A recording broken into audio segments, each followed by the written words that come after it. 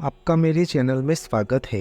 आज हम बात करेंगे अंबाजी मंदिर में चैत्र नवरात्रि का क्या विशेष महत्व होता है और अंबाजी मंदिर के बारे में संपूर्ण माहिती प्रदान करूंगा। भारत देश के 51 शक्तिपीठ में अंबाजी आद्य शक्तिपीठ कहा जाता है। अंबाजी मंदिर गुजरात राज्य के बनासकांठा जिले में स्थित है। अंबाजी मंदिर दुर्गा माता का प्रसिद्ध मंदिर है।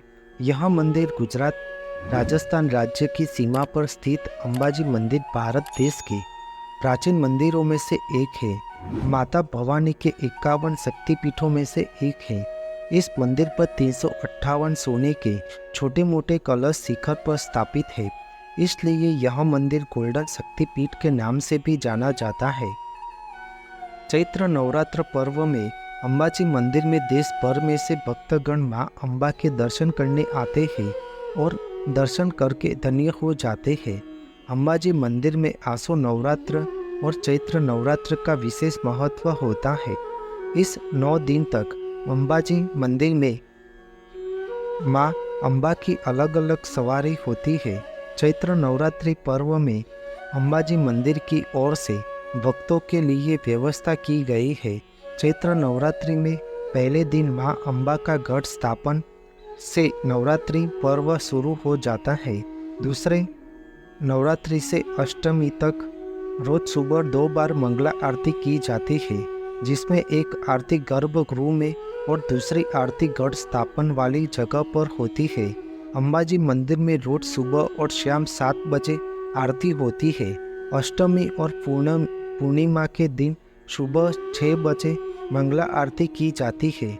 अंबाजी मंदिर में मां अंबा की मूर्ति की नहीं बल्कि यंत्र की पूजा की जाती है।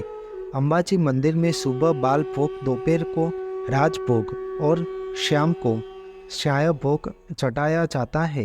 अंबाजी मंदिर में सुबह मां अंबा का बाल रूप होता है, दोपहर में यौवन रूप होता है और शाम को वृद्ध रूप होता है।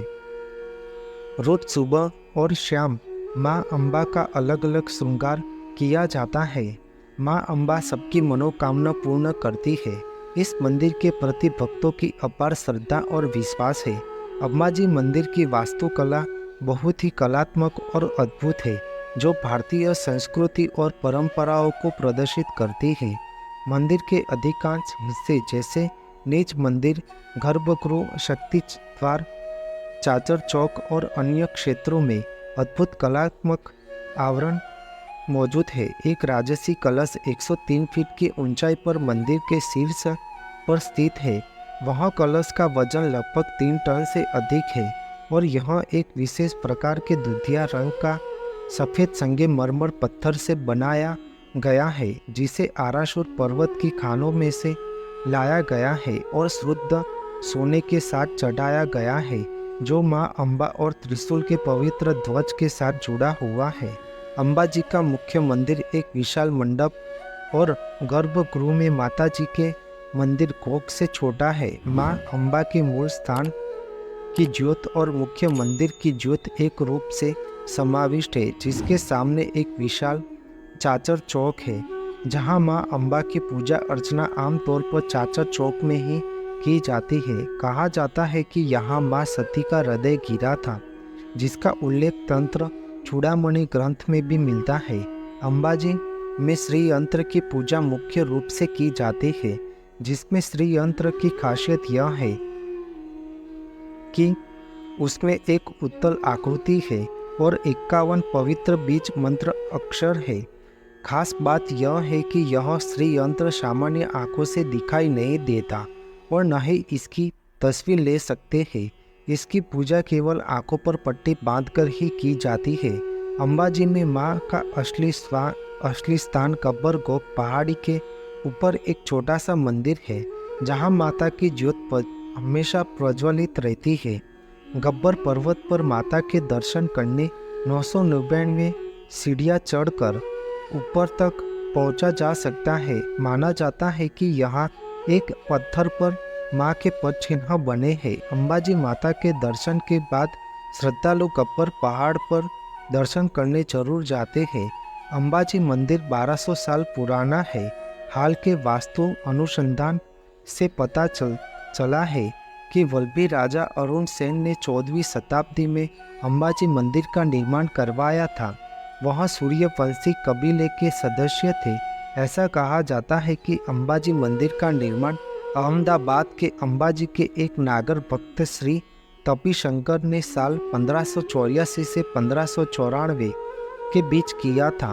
मंदिर के जीर्णोद्धार का काम 1975 से शुरू हुआ और तब से लेकर आज तक मंदिर के जीर्णोद्धार का काम जारी है।